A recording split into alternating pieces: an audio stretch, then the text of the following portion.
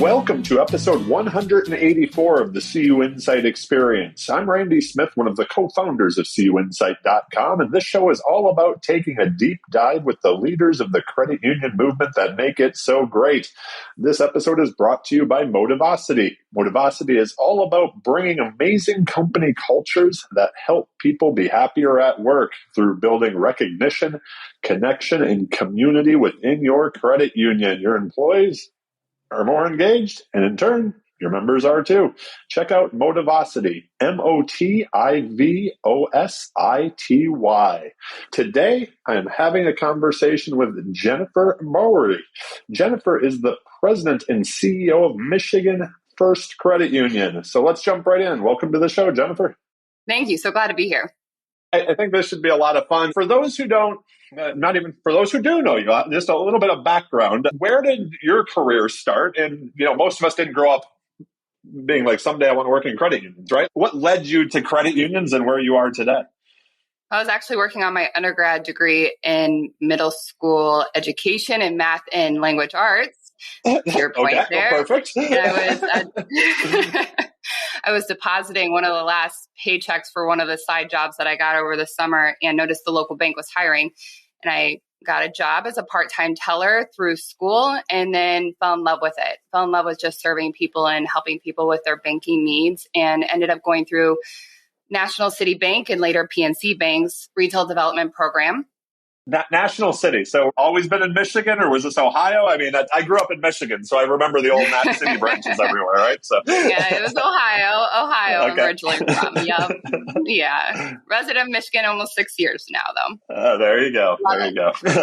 Yeah. So in banking again, and then ended up going into PNC Bank. And then at that point in time, I noticed that there was some restructuring. So there was limited career growth, and the timing was perfect as an executive recruiter reached out and talked to me about the credit union space. I had no idea what a credit union was, and found this opportunity at Buckeye State Credit Union, wearing a lot of hats, of course, business development, marketing, sales, retail leadership. And before I knew it, unfortunately, that credit union was not doing well. And the examiners came in and the board appointed me as president and CEO. And we were able to turn it around. The team did a fabulous job. It's a great turnaround story. And then later found myself here in Michigan, honored and privileged to serve here as president and CEO of Michigan First. Oh, that's fantastic. Let's talk a little bit about credit unions overall. What are whether it's, I guess, like at your credit union or the credit unions in Michigan, or just if you want to kind of look nationally, because I think we all share a lot of the same challenges, is the word I'll use.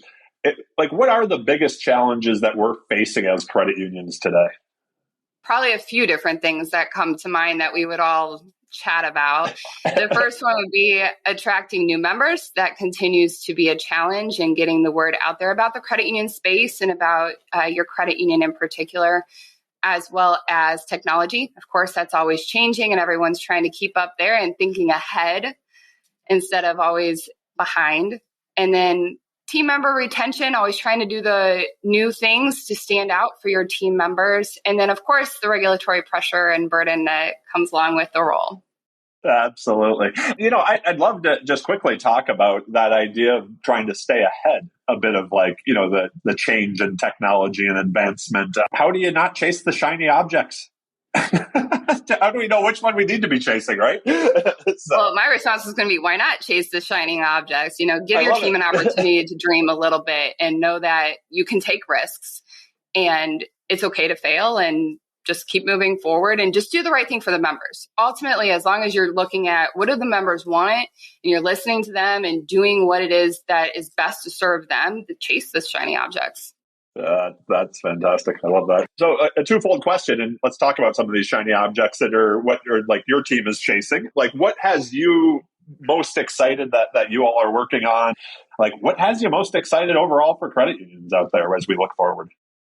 It seems like you hear a lot of this theme about meeting the members where they are.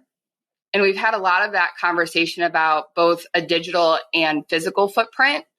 Our digital footprint, we are working on a digital branch. So ideally, our members can do whatever they'd like to do. They're in person at a branch. They can do it from their home or wherever they are, and we can meet them there. So that has been a big part of our plan this year, is building this digital branch concept. We have a 365 Live team who is here around the clock. We don't outsource that. Even on holidays, we never shut down. We want our members to always know that we're here. And so we have the ability to be able to provide that for our members. And then our footprint, physically, we have the opportunity to provide a lot of different locations. We have 30 branches across the state right now, and we continue to expand in our in-store model. So we have branches actually in Meijer, Kroger, and Walmart locations, and we will continue to add those locations as well. It's interesting. It seems like you've obviously had success with the in-store and branches and things of that nature, because I've heard of others where they maybe haven't had as much and they've been closing it down. Is there anything that you can think of why you've had so much, like you've had success being able to serve members in that way? Well, it is a great opportunity to just connect with people. That has been the key for us. I'm sure we've all gone somewhere where we shopped and then we quickly turn the cart the other way because somebody is going to try to sell you something right away. And that is not our approach. That is exactly the response we would get if we were trying to connect with somebody. So instead, we have a very relaxed look within the aisles. We're not in suits or anything formal. We don't want to look like we're corporate of, the grocery store that we're at. We want to make sure we can connect with people. And then as anyone in the community walks in, we actually help them try to find their groceries. And then we simply at the end just say, hey, by the way, we're from Michigan First Credit Union. If we can ever serve you or help you in any kind of way, to just let us know. We're right here and available for you. I love that. That's good stuff. Favorite part, I think, of most people's on the podcast is really talking about kind of that leadership journey and those nuggets you've picked up along the way. I always love to talk about mentors. Most of us didn't get to that CEO chair alone. So are there people in your career, whether it's been, like more official mentoring or just the folks we have around us in life that you can think about that helped you get to where you are today? And you've been a CEO now for a while. So like, how do you mentor others, or how are you helping, that next group who's like, someday I'd like to be in a chair like Jennifer's or maybe hers. So, all right, let me try to unravel that. There's a lot. No, that's okay. We can talk all day. If we even take it back to being a part-time teller, I remember talking with a gentleman named Barry Hollis, and he worked at the bank and was a local community member and kind of took me under his wing. And I said, if I want to go this route in banking, what do I need to do? And he said, whatever they're measuring, just make sure you're the best at it. So of course, I'm a little competitive. And then before I knew it, I was, the top referrer in the entire company, and of course, then it got me noticed really quickly. And I said, okay, now what do I do? And that's the type of person that you really want to find that is consistently encouraging you and pointing you in the right direction. And then fast forward, when I was at Buckeye State Credit Union, that was a very challenging time when the credit union was not doing very well. And I found there were a number of mentors and resources that I could confide in and talk with and bounce ideas off of. Some of those names that come to mind are Paul Mercer from the Ohio Credit Union League, Mike Gamp from Accolade, as well as a number of different CEOs in the area. And I just tried to talk and understand as much as I possibly could throughout that time, because I figured if we were having the challenges at the time at a much larger scale, they probably had it at least at a smaller scale that we could talk about. I have to ask this. So you weren't the CEO, right? Like the NCUA comes in and is like, this doesn't work. And the board goes, you take care of it. So I'm assuming you hadn't been a CEO anyplace else before, right? Never. So it's your first time leading an organization. You have a board now. You have the team. I guess when you get that call or you sit down at the desk, like whether it's the first thing that kind of goes through your mind, but also like, how did you just go, okay, here's what we need to do to not given the whole turnaround project, right? But like, as a leader, like what were those first thoughts or the first things that you were like, I know the one thing we have to do today type of a thing? Well, I think the biggest thing was just to remain calm.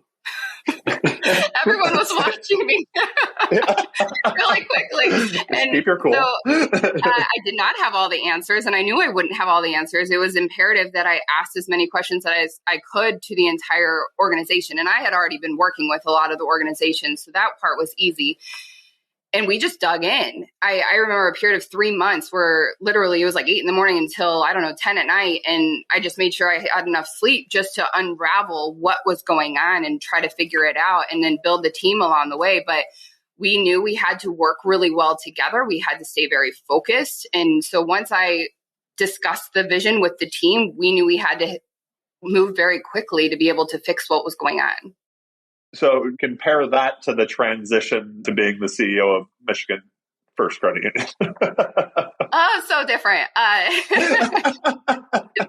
There were so many reasons I wanted to come to Michigan First Credit Union. I knew at the time at Buckeye State Credit Union that there were so many things as a leader that I did not know.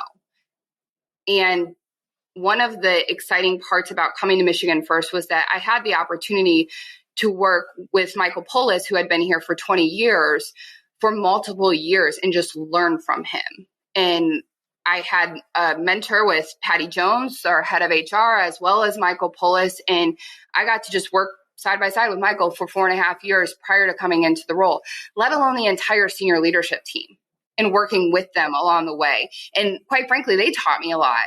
And it really is, it's been such a blessing. And I've learned so much as a leader prior to coming into the role, which was as it was designed by the board and by Michael and Patty, because they wanted a seamless transition. They didn't want a lot of change. In fact, we've been making sure that there's no big change, over the first couple of years, because just the change in leadership alone can make team members nervous. Yeah. So a couple of questions that just kind of sprang up because of that. So you're the CEO at a credit union. You realize in yourself that there's some leadership things that you still want to grow. And to do that, it's moving, obviously to a different organization. But if somebody that maybe, let's just say, if there's somebody out there who has aspirations maybe to do something bigger, and maybe they're at a smaller credit union, but they want to move to a bigger one or whatever it happens to be. I guess, could you talk a little bit about your decision-making process there to come join the senior leadership team? And then I guess the other thing that I was thinking about was, so for 4.5 years, I think you mentioned you're working with your colleagues or your peers or other senior leaders, and then now you get elevated and you're the CEO.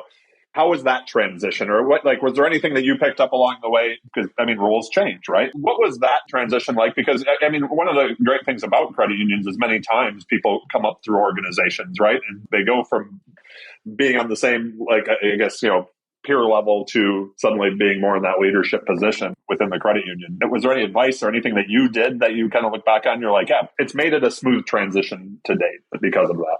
Really great concept to talk about. I don't get any credit here. This succession plan was developed before I stepped foot in this credit union. So the groundwork was laid before I even got here. Michael, our former CEO, had a conversation with the senior leaders prior to this. And there was a huge benefit for me to be able to work with this team prior to coming into this role, because I understood the members more. I understood the different teams and how they interact a lot more. I understood quite a bit about the organization and our culture, even before, thinking about then moving into the role. That was important.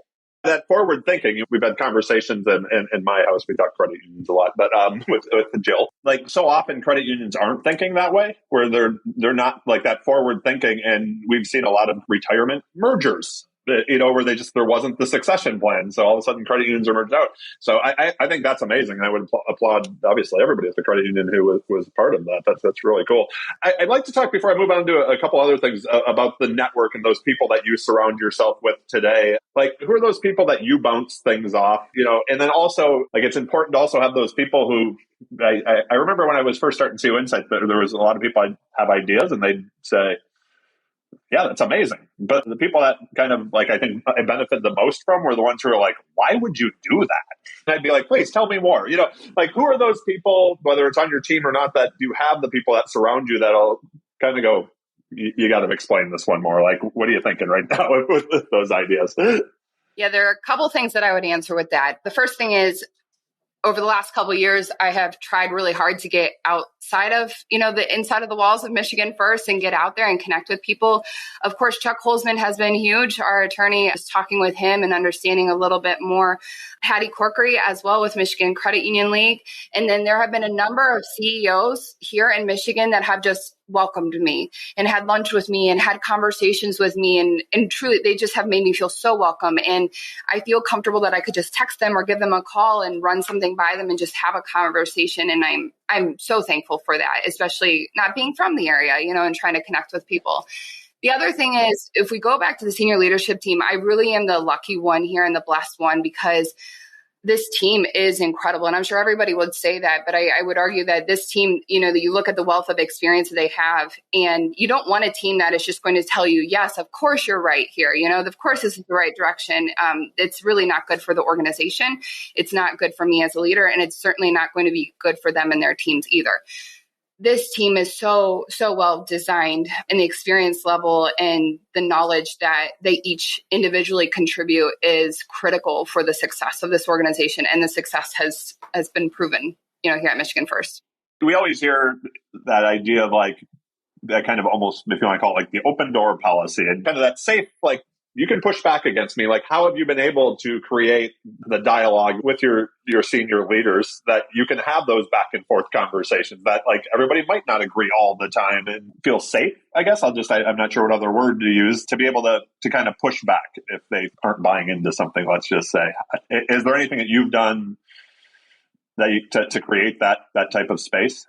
We have a leadership code of conduct that has, again, been very well established and developed prior to my time. And it just goes to show the culture that we have here. And even at any level of the organization, those types of conversations are expected. Coaching and inspiring others and leading others and having that influence on people is what we expect from all of our leaders. Our senior leadership team is the same there. That's really cool. So one of the things I love about the podcast, right? I get to just kind of pick the brains of like all the smart people out there in credit unions. And a few years ago, I heard this question on a podcast, and I just thought it was kind of fantastic. And it was this idea of like, what's the greatest investment that you've made in your career? And the example that was on the podcast that I always give was Warren Buffett said it was Dale Carnegie classes. Is there something when you look back over your career that you're like, that was worth my money, energy, time, whatever, what happens to be as far as an investment in your career?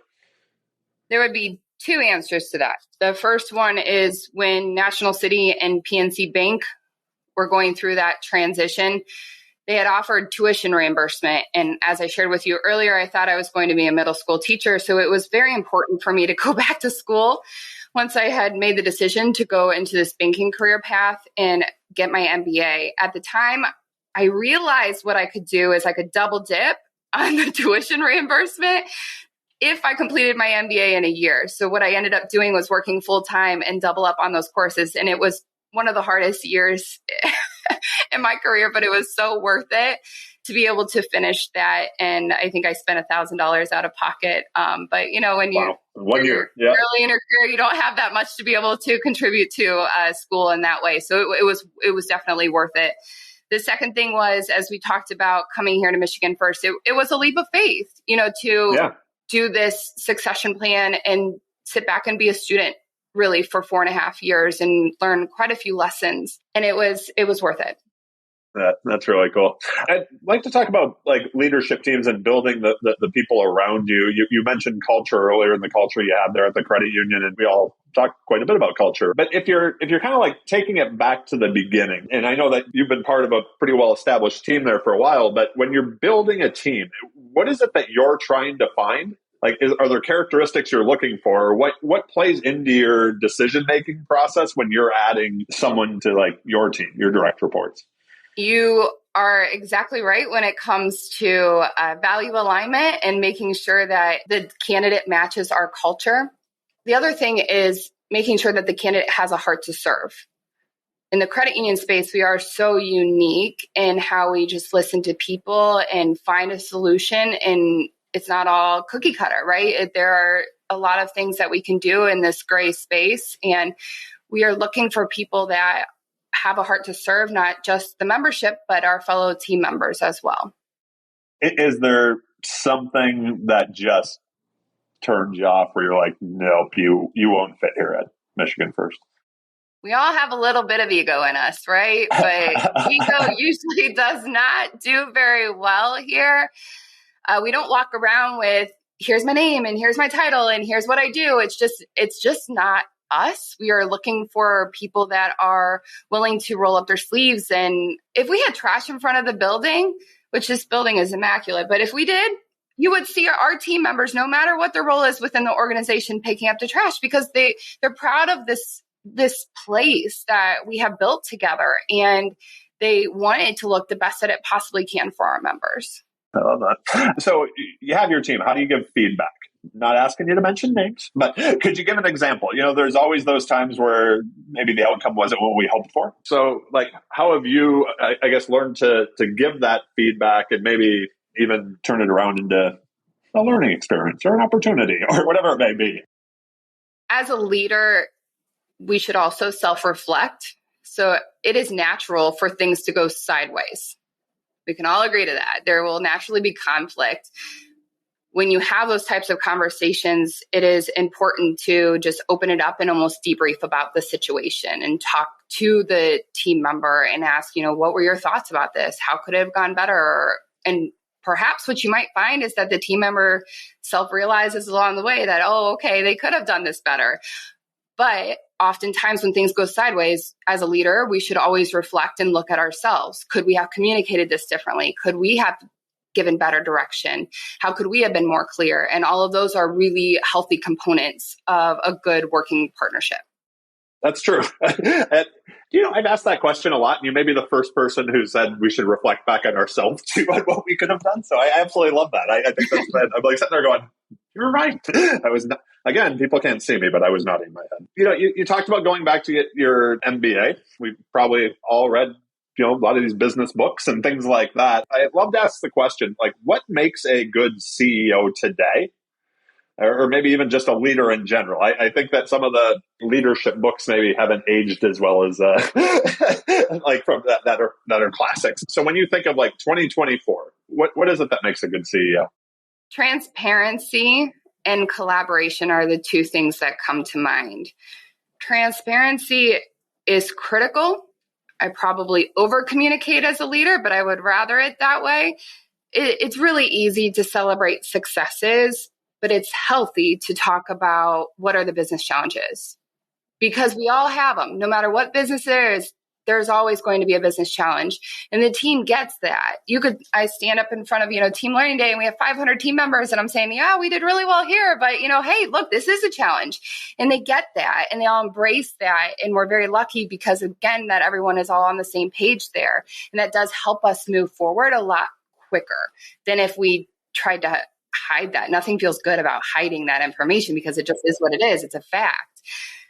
The other thing is collaboration. If there are business decisions to be made, it is critical to collaborate and talk about it. And it will likely impact most areas of the organization, let alone the members anyways. So you might as well talk about it, get everyone in a room, so that way you're making the best possible decision.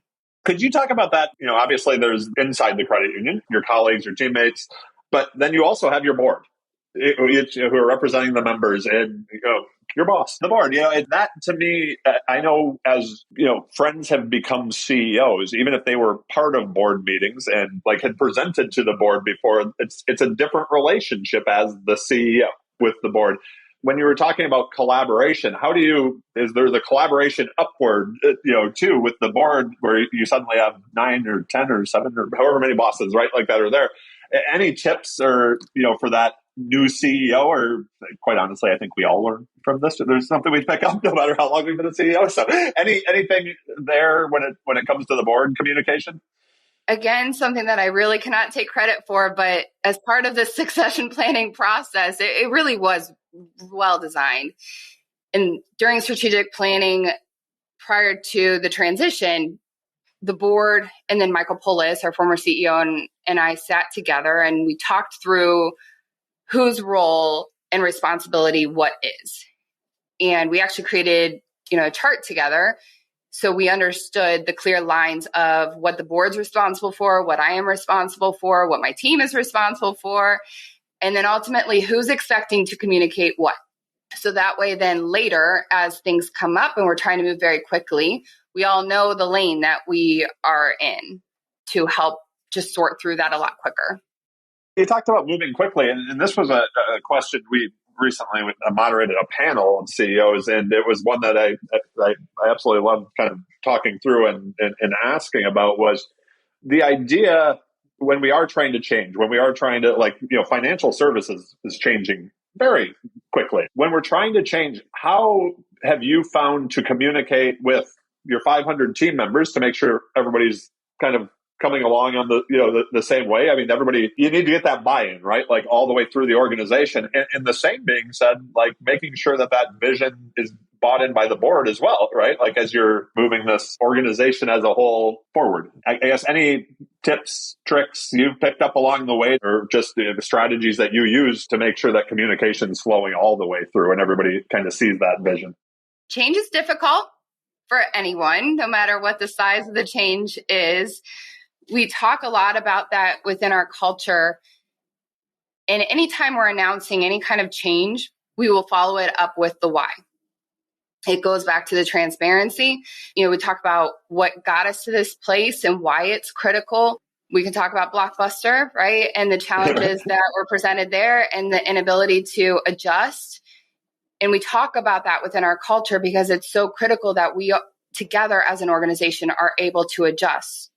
This is something I've struggled with, so I love to ask this. Like when we have the great idea, but it doesn't seem to be working, how do you know when to pull the plug? Because we all have limited resources, right? Like it's not infinite that we just have all the time, money, whatever to make any investment. So, whether it's like when you're starting to look at adding new services, products, whatever it happens to be, technology to the credit union, or when you have that great idea that maybe just wasn't a great idea. Like how do you know when to like stop, or do you have, I guess, like ways or things in place where to know when should stop throwing the good money after bad, or maybe it just could be reallocated someplace else? Well, let's talk about how we get there in the first place, right? We talk about the collaboration and talking about different teams, and we'll get everyone in a room, and the team really does a fabulous job about how can they truly help one another along the way with the project. But we also talk about unintended consequences. What are the risks that could happen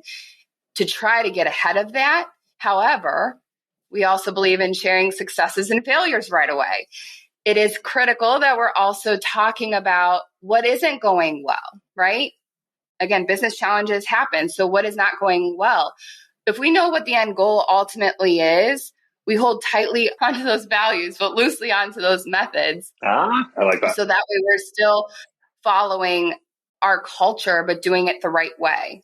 We can always adjust over time how we're doing it. I like that. That's good. So how do you continue to take new risks and innovate to keep moving the credit union forward? It's important to make sure that your team feels comfortable to talk through any idea.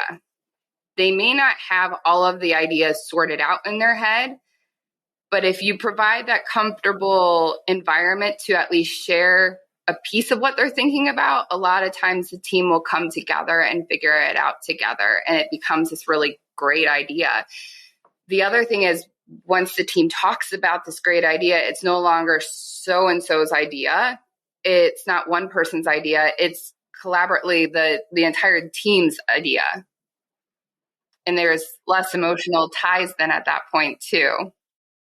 That's a good point. Yeah. I have a question about workplace. You and I have both been in credit unions for a while. The idea of things like remote work, or that was pre-pandemic, that was just like, oh, you can't do that in financial services almost. But if you were looking at somebody who's, getting into the job market, we talked about not only retaining talent earlier, you mentioned, but like the idea of attracting top quality talent for our credit unions as well. What does a job in credit unions look like, or a career in credit unions going forward? No, the crystal ball. Big question, right? What I can say is that it is important to listen to your team members. You may not have all the answers, and that's okay. But just like we talk about members and listening to your members, it's also very important to listen to your team members.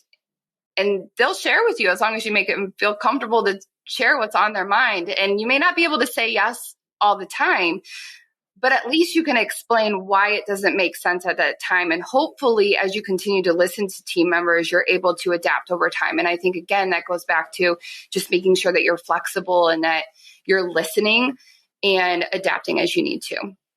So you're the leader of a cooperative financial institution, which means that you've got some influence over folks' lives. Like, what does that influence that you hold and mean to you? I mean, you're in a position that you can empower others both inside the organization and obviously outside as well, the members, right? So what does that mean to you?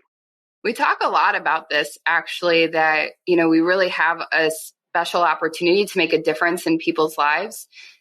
And while we talk about our culture here at Michigan First, we talk about the things that we have learned as team members, and hopefully it also applies to their personal lives and makes them feel like they are growing as a better human being and making a difference around them. For members, we just developed this financial exploration conversation this past year, and it empowered our team members to have more of a well-rounded conversation with our members and not just answer what it is that they were potentially coming in for, and actually talking about what were their needs and what were their goals long-term. And then our team members put them on a path so that way they can achieve those financial goals. And then the members will come back after a certain period of time, check in, and then we'll continue to adapt.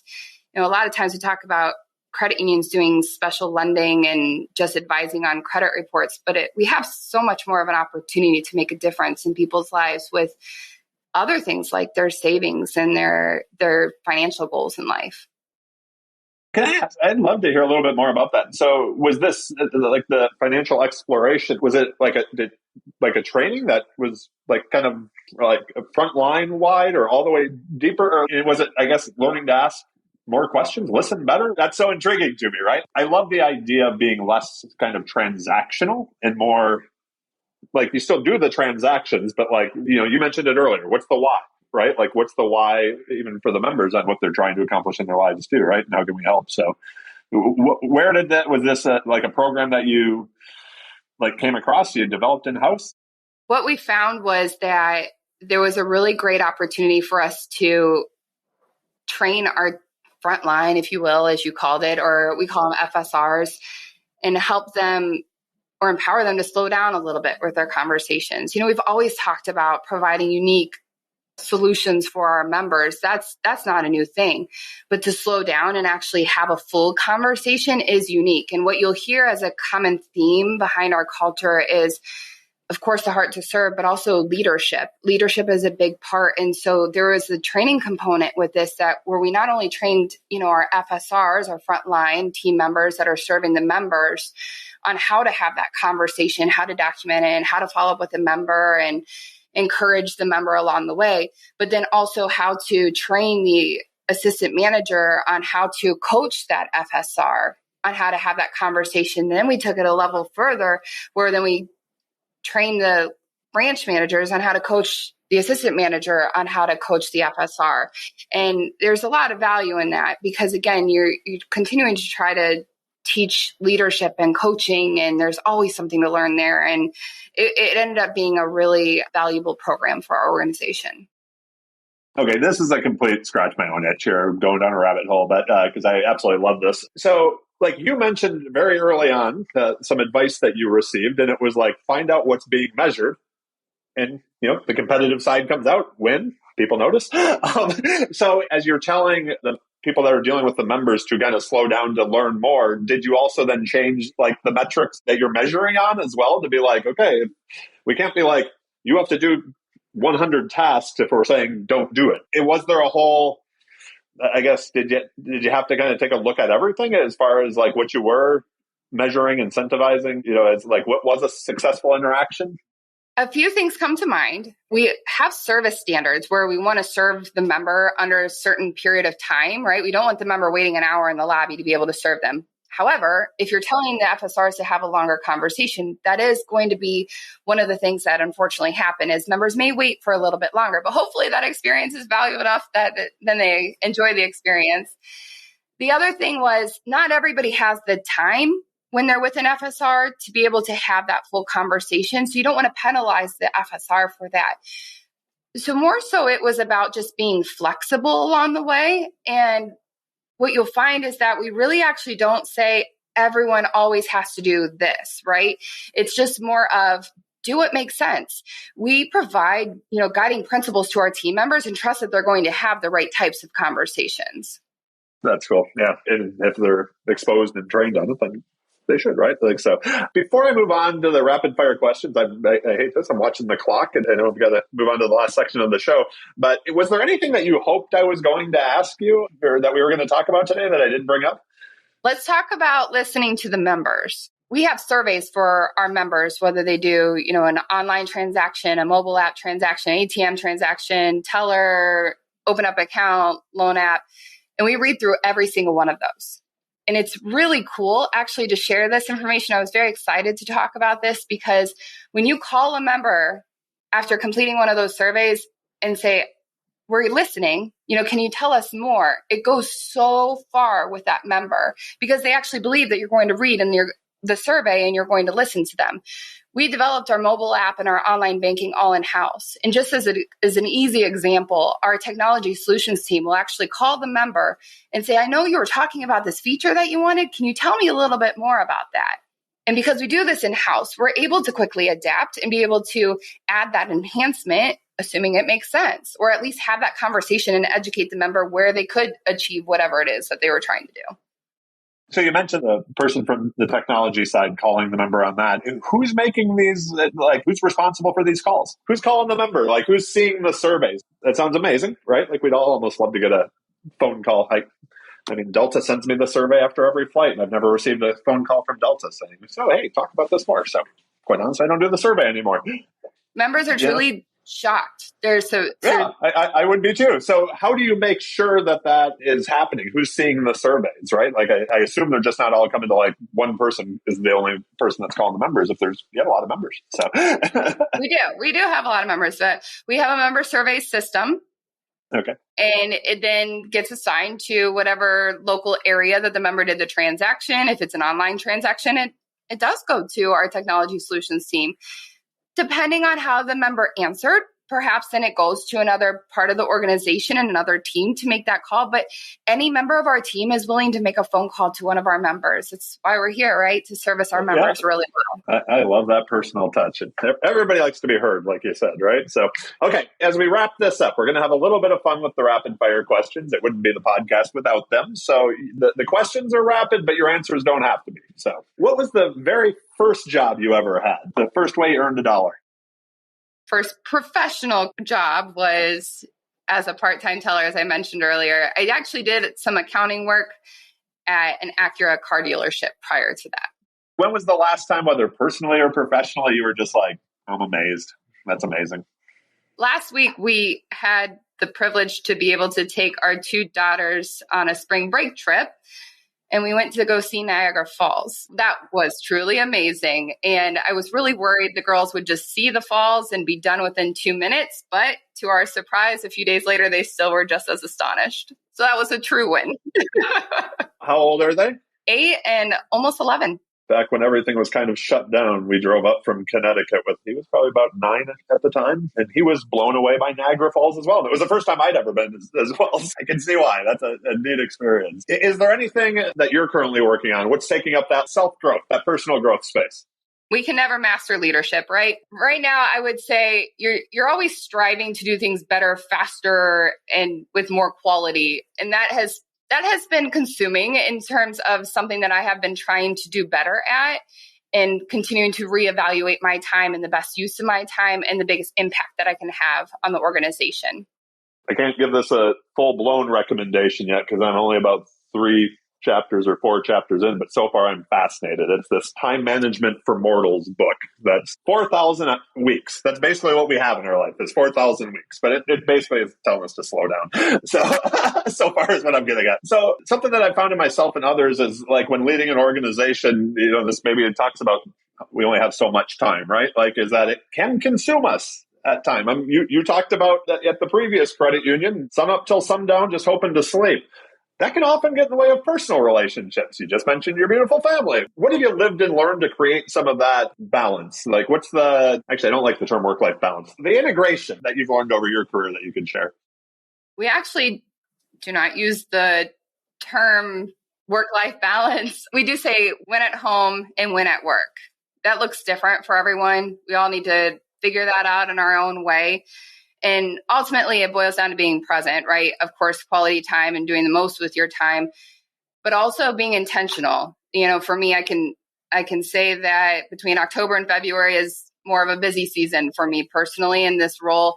So at the end of February, I book a trip for my husband and I, and my mother comes and watches our girls, and we're very blessed to have that time together. And then, of course, in the middle of the summer, I always make sure that the four of us can get away and just have some quality family time. The girls play soccer, so that's the easiest time for us to get away. But really, it's just about being present when you have that moment together, not being on your cell phone. And of course, you're always on call. And of course, you're never really shutting it down. But being present is really important. Yeah, absolutely. I like that. Being present, being intentional. What's the best piece of advice you've ever received? And do you remember who gave it to you?